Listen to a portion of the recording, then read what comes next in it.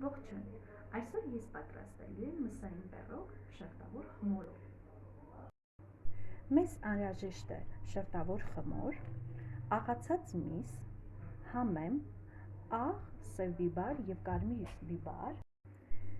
Հիմա լցնում ենք բուսայուղը,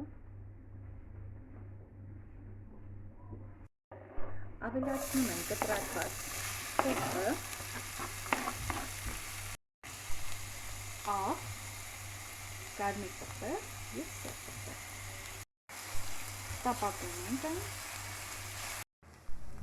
Հիմա ավելացնում ենք աղացած միսը և տապակում։ Մինչ խճողակը կտապակվի, այդ ընթացքում բացում ենք շերտավոր խմորը և եզրերից կտրատում ենք այն։ Արդեն խճողակը պատրաստ է, ավելացնում ենք կտրատված համեմը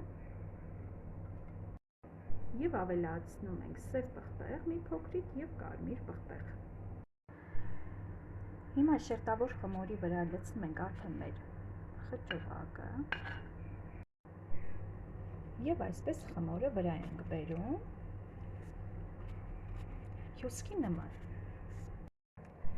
Ձվապատում ենք արդեն պատրաստ պերոգը և դնում ջեռոցը և ֆելը 220 աստիճան։